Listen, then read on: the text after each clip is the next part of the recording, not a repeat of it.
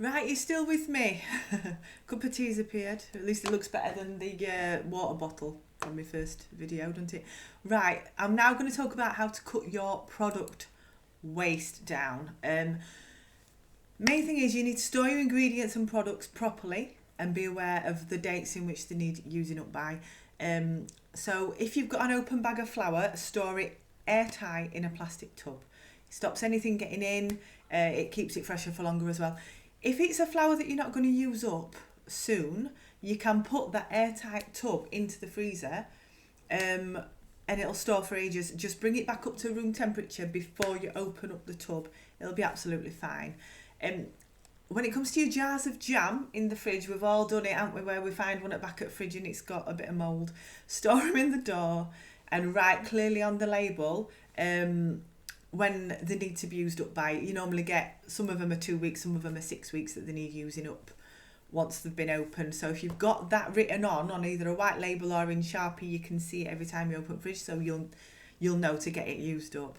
When it comes to soft brown sugar, can sometimes go rock solid. I've got a special trick for that. Throw a few marshmallows into the storage tub with it. It'll soften straight back up. You can use a slice of bread, but then you can't sell anything made with it as gluten free, and you have to worry about breadcrumbs getting in there and going mouldy as well. So do the marshmallow trick. Neither product goes to waste then as well. Next tip, scrape your bowls. If you're doing a big batch, a cake mix, you might get 2 extra cupcakes out of a big bowl just because you've got a decent spatula, you know. Another trick, sell spares. Right, weekends are best for these impulse type buys. So you can use up any offcuts and leftovers you've got, magic something together. You can do messy boxes, cake truffle boxes and balls. You can even do cake jars with leftovers, and they look like a quality product. Well, they are, but they're made with leftovers. You'll get customers who buy them every week. Even if you sell them at a discount just to get your costs back, it just helps with offsetting your waste.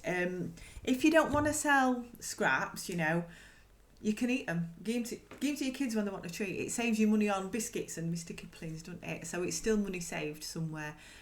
A few examples from when I had my shop. I would reduce prices at the end of a Saturday to clear any excess, just to make sure I got my costs back at least. Because my aim was always to sell everything by the end of a Saturday. Anything that got broken, I used to bag up and just sell in pound. I used to have a basket of £1 bags. They'd be about £3 now because I am going back 10 years. So when I cut up my rocky roads, I'd literally just tip the chopping board into a little bag, with any broken ones, and sell it for £1 and people would buy it.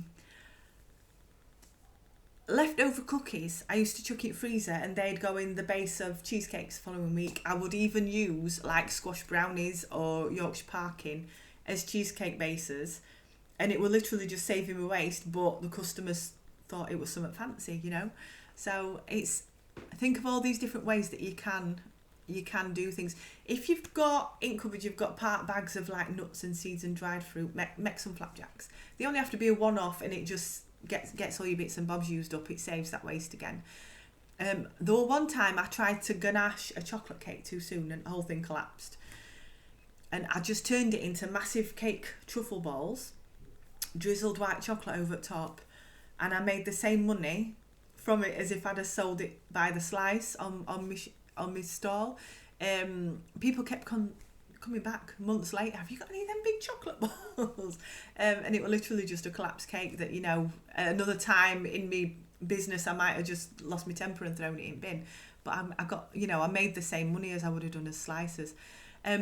Another tip, remember to use your freezer. Your freezer is your friend. I'll tell you this multiple times. Just label everything clearly that goes into your freezer and make sure it gets used up. Most things will keep safely in a freezer for 3 months or even more, but from a quality point of view, I would say anything cake related, get used up within a month and make sure it's not stuck. I made myself some banana muffins. I've just eaten one and it tasted like onions because I stored it next to some chopped raw onion. So be aware of things like that, but do use your freezer. When you've got random buttercream colours left, cut the piping tips off the bags, stick them in a freezer bag, into the freezer. Don't ever use cling film because it is quite porous and it just doesn't save things as well. But get them in a freezer bag. Small amounts you can either mix together if it'll make a nice colour, or you can do rainbow swirls, you know, just to get stuff used up. I've just seen a video, I think yesterday, where, you know, when you mix your oddments of colours together and it normally turns that sludgy purpley brown colour, and she actually turned it into chocolate buttercream. She mixed in some fresh vanilla buttercream and a load of cocoa powder and turned it into chocolate buttercream.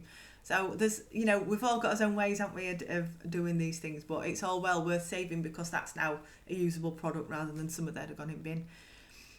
If you've got leftover fondant, you know, where you've cut it or you've trimmed it off, knead it so it all sticks back together really well. Wrap it up tightly in freezer bags, again, not cling film, and store the freezer bags together in an airtight container.